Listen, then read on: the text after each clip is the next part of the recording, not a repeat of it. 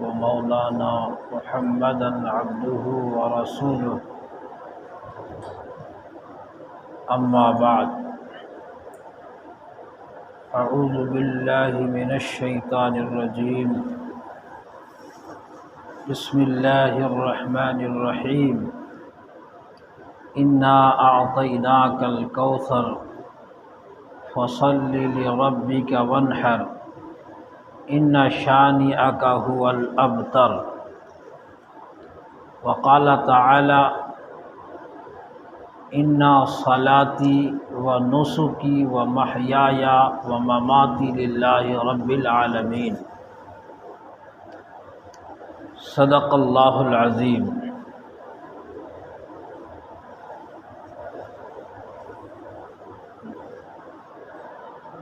بہت آسان ہے انسان چھوڑ دے مال و زر اپنا، بہت آسان ہے انسان چھوڑ دے تخت سلیمانی، یہ سب آسان سے آسان تر ہے جانے من، لیکن بڑی مشکل ہے اپنے ہاتھوں سے اپنے بیٹے کی قربانی۔ میرے بزرگوں اور میرے ساتھیوں، اللہ کی توفیق سے اللہ تعالیٰ نے جن حضرات کو استطاعت عطا کیا، انہوں نے اللہ کے نام پر قربانی کیا۔ قربانی یہ اللہ سے قرب اور اللہ سے تعلق کو مضبوط کرنے کا ذریعہ ہے۔ یوں تو ہر اس شے کے لیے، ہر اس چیز کے لیے کہ جس کو اللہ کے نام پر، اللہ کے دین کے نام پر لٹایا جائے، چاہے وہ وقت ہو یا صلاحیت ہو، مال و دولت ہو یا اور کوئی شے ہو، وہ قربانی کہلاتی ہے۔ اس کی وجہ یہی ہے کہ قربانی دینے والا، اللہ کے لیے اپنے آپ کو مٹانے والا، اپنے مالوں کو خرچ کرنے والا، جتنا زیادہ اخلاص کے ساتھ، خلوص کے ساتھ اللہ کی راہ میں ان چیزوں کو لگاتا ہے، اتنا زیادہ وہ اللہ کا قرب حاصل کرتا ہے۔ اور قربانی گرچہ دیکھنے میں یہ لگتا ہے کہ اس میں انسان اپنے مالوں کو فنا کرتا ہے، اپنی اوقات کو لگاتا ہے، بظاہر ایسا لگتا ہے کہ یہ چیزیں مٹ رہی ہیں، لیکن قربانی یہ انسانوں کو حیات نو عطا کرتی ہے، یہ انسانوں کو ایک نئی زندگی عطا کرتی ہے، انسانوں کے دل میں ایمانی انرجی پیدا ہوتا ہے، جس کے روشنی میں، جس طاقت کی بنیاد پر یہ انسان اللہ کے لیے قربانی دینے کے لیے اور مضبوط ہوتا ہے۔ اس لیے حدیث میں آتا ہے کہ وہ قربانی جنہوں نے جان لگا دی اپنے اللہ کے لیے، اللہ تبارک و تعالیٰ کی راہوں میں قربان کر دیا اپنے آپ کو، شہید ہو گئے۔ شہید کے بارے میں قرآن نے کیا کہا؟ وَلَا تَقُولُوا لِمَن يُقْتَلُ فِي سَبِيلِ اللَّهِ أَمْوَاتٌ بَلْ أَحْيَاءٌ، جو اللہ کی راہ میں مارے گئے، جو اللہ کی راہ میں قربان ہو گئے، جنہوں نے اپنی جانوں کو اللہ کی راہ میں لگا دیا، جنہوں نے اپنی جانوں کو لٹا دیا خدا کے لیے، وہ مردہ نہیں ہیں، انہیں تم مردہ نہ کہو بلکہ وہ زندہ ہیں۔ ان کی زندگی کو سمجھنے کے لیے تمہارے پاس شعور نہیں ہے، تمہاری سمجھ اتنی زیادہ نہیں ہے کہ تم اس زندگی کو سمجھ سکو، لیکن وہ زندہ ہیں۔ جناب نبی کریم صلی اللہ علیہ وسلم نے فرمایا قیامت کا میدان ہوگا، اولین آخرین کا مجمع ہوگا، وہاں شہیدوں کو بلایا جائے گا۔ شہید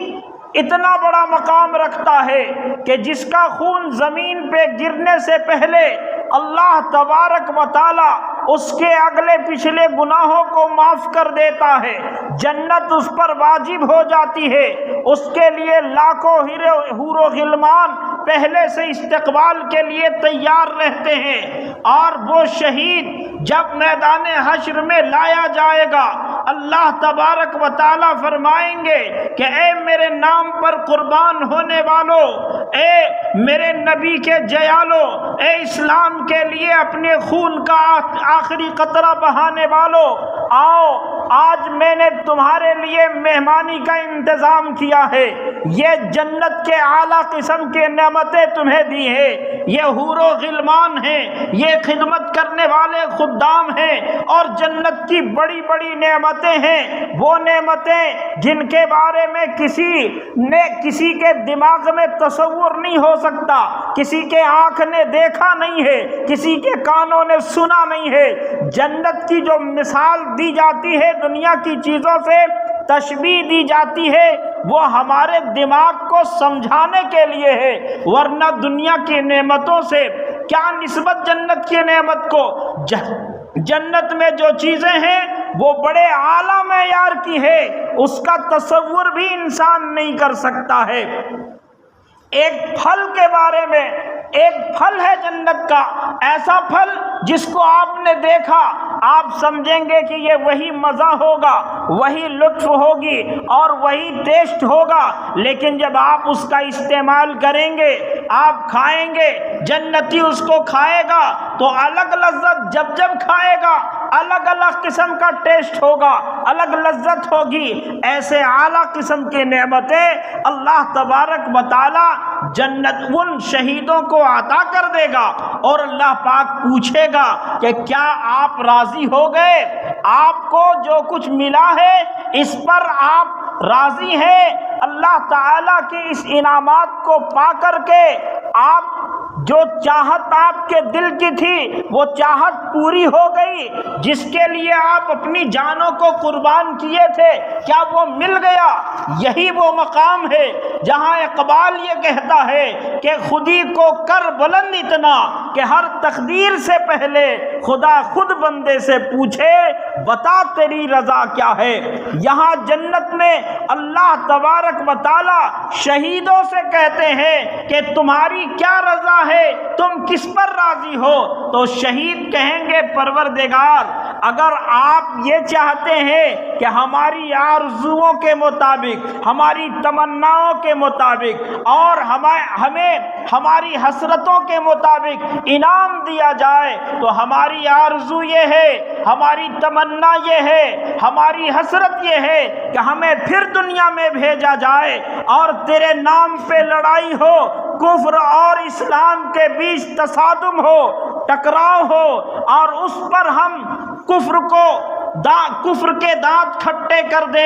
اور وہ ہمیں قتل کر دے۔ ہماری آرزو یہ ہے کہ ہم نے جو شہادت میں مزہ پایا ہے، جو تیرے نام پر خون بہانے میں مزہ پایا ہے، تیرے نام پر جان لٹانے میں جو لطف پائی ہے، وہ لطف جنت میں ہمیں نہیں مل سکتا ہے، وہ مزہ ہمیں جنت میں نہیں مل سکتا ہے۔ اس لیے آقا مدنی جناب محمد الرسول اللہ صلی اللہ علیہ وسلم فرماتے ہیں کہ اللہ کے نبی نے فرمایا کہ شہید یہ کہے گا کہ ہمیں دنیا میں بھیج دیا جائے، پھر قتل کیا جائے، پھر زندہ کیا جائے، پھر قتل کیا جائے، پھر زندہ کیا جائے۔ یہی ہماری آرزو ہے، یہی ہماری حسرت ہے، یہی تمنا ہے۔ تو بظاہر ایسا لگتا ہے کہ قربان ہونے والی چیز، قربانی دینے والے لوگ مٹ جاتے ہیں، لیکن وہ مٹتے نہیں ہیں، بلکہ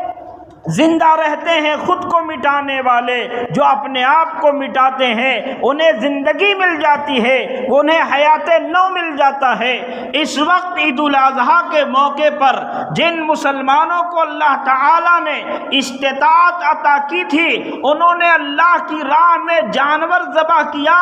جانور یہ اس بات کی علامت تھی کہ اللہ تبارک و تعالیٰ نے ہمیں حکم دیا ہے کہ اے مسلمانوں، اے میرے نام لینے والوں، میرے نام لیواؤ، ہم نے تمہیں مال دیا ہے، اس مال کو اللہ کے لیے جانور خرید کر کے اللہ کی راہ میں قربان کرو۔ مسلمانوں نے بخوشی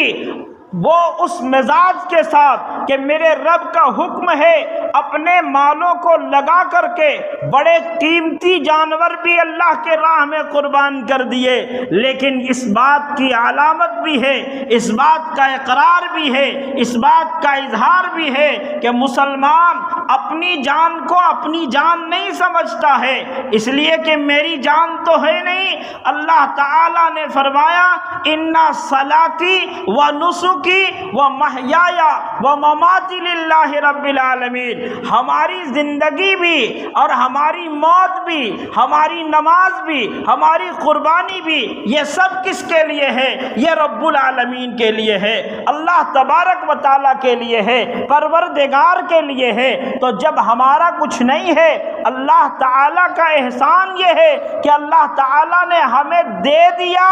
اور دے کر کے ہمیں ایک دائرہ مقرر کر دیا کہ تمہیں اس دائرے کے اندر رہتے ہوئے زندگی گزارنی ہے۔ اب حکم ہوا کہ تم اپنے مال سے خرید کر کے جانور ذبح کرو اللہ کے راستے میں۔ تو مسلمانوں نے اپنے آپ کو جھکا دیا، سر تسلیم خم ہے جو مزاج یار میں آئے۔ اللہ تعالیٰ کا حکم ہوا، ابراہیم خلیل اللہ کی سنت کو ادا کرنے کے لیے مسلمان جوخ در جوخ اپنے مالوں سے بکرے خرید رہے ہیں، جانور خرید رہے ہیں، اور جانور کو اللہ کے لیے قربان کر رہے ہیں، اللہ تبارک و تعالیٰ کے لیے اس کو ذبح کر رہے ہیں۔ ظاہر سی بات ہے کہ اللہ تعالیٰ کو نہ جانور کا خون مطلوب ہے، نہ اس کا گوشت مطلوب ہے، اللہ تبارک و تعالیٰ کو ہمارے دلوں کا ارادہ مطلوب ہے، ہمارے دلوں کا تقوی مطلوب ہے کہ ہم کس ارادے سے جانور کو ذبح کر رہے ہیں۔ تو ہم ذبح کرتے ہوئے جو مسنون دعا ہیں اس میں ایک یہ آیت بھی آتی ہے کہ پروردگار سب کچھ تو تیرا ہے، آج تو نے حکم دیا ہمیں کہ جانور ذبح کرو، کل اسلام پر آنچ آئے اور تیرے نام پر کوئی انگلی اٹھے، تیرے دین پر کوئی انگلی اٹھے، تو مسلمان ہم اس بات کا ارادہ رکھتے ہیں، ہم اس بات کا اعتماد رکھتے ہیں، ہم اس بات کی آرزو اور حسرت رکھتے ہیں کہ ہم اپنی جانوں کو بھی تیرے نام پر قربان کرنے کے لیے تیار ہیں انشاءاللہ تعالی۔ کیا لگائیں گے ہم؟ اگر اسلام پر آنچ آ جائے، قرآن پہ انگلی اٹھنے لگے اور ضرورت پڑے کہ ہمیں اپنی جان دے کر کے اسلام کو بچانا ہے، تو آج کا مسلمان تیار ہے اس کے لیے؟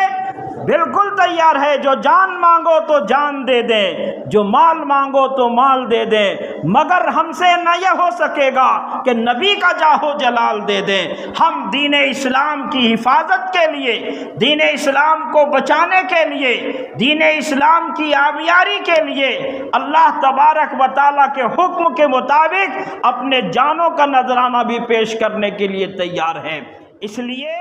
یہ